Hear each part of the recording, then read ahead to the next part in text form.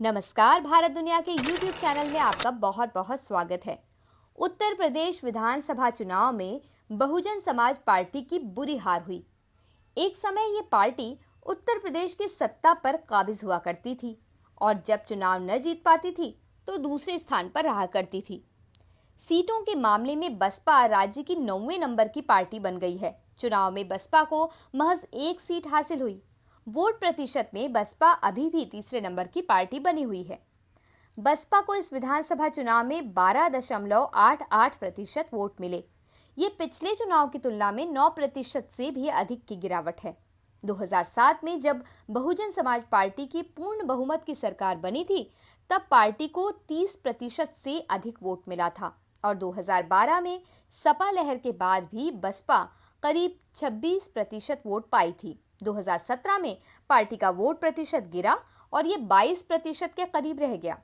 2017 में फिर भी यह गनीमत थी कि बसपा को सपा से अधिक वोट मिले थे। सपा को 22% से कुछ कम वोट मिला था, जबकि बसपा को 22% से कुछ अधिक वोट मिला था। हालांकि तब सपा 311 सीटों पर ही चुनाव लड़ी थी और बसपा ने सभी 403 सीटों पर चुनाव लड़ा था। बसपा के इस चुनाव में खराब प्रदर्शन करने की कई वजहें हैं। एक तो इसका कोर वोट भाजपा में शिफ्ट कर गया और पार्टी ने उसे अपने पाले में वापस लाने के लिए वो संघर्ष नहीं किया जो करना चाहिए। पार्टी को उम्मीद थी कि उसे ब्राह्मण वोट मिलेंगे, लेकिन ऐसा भी नहीं हो सका। पार्टी में मजबूत पकड़ रखने वाले सतीश चंद्र मिश्रा को पॉपुलर नेता नहीं माना जाता। ऐसे में उनके चेहरे पर बसपा प्रमुख मायावती ये उम्मीद करें कि उनके समाज के वोट उन्हें मिलेंगे, तो ये समझ से परे चीज है। बसपा प्रमुख को उम्मीद मुस्लिम समाज से भी थी। बसपा ने बड़ी संख्या में मुस्लिम प्रत्याशियों को टिकट दिए, लेकिन न तो कोई मुस्लिम नेता चुनाव ही जीता और न ही पार्टी को मुस्लिम वोट ही मिला। इसका भी यही कारण है कि समाज का कोई बड़ा नेता पार्टी में नहीं है।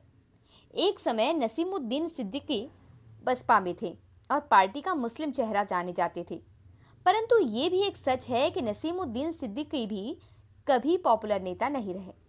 हालांकि मिश्रा और सिद्दीकी दोनों संगठन के अंदर काम करने में माहिर माने जाते हैं।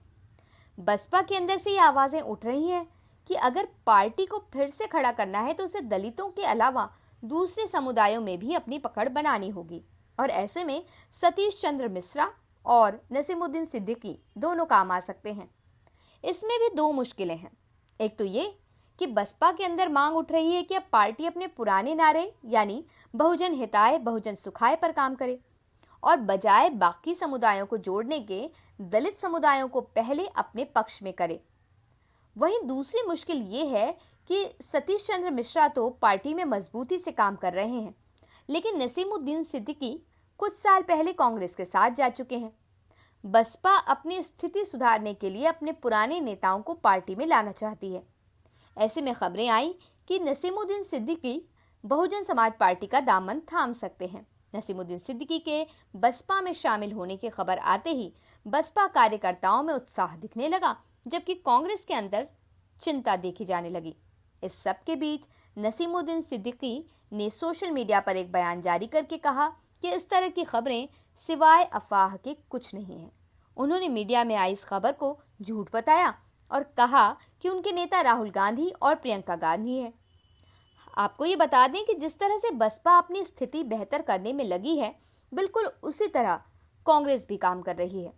हाल ही में संपन्न हुए विधानसभा चुनाव में जहां भाजपा ने बहुमत हासिल किया, वहीं सपा ने मजबूत विपक्ष की भूमिका हासिल की।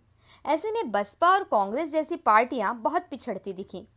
भाजपा और सपा के गठबंधन में शामिल छोटी पार्टियों ने भी बसपा और कांग्रेस से बेहतर प्रदर्शन किया।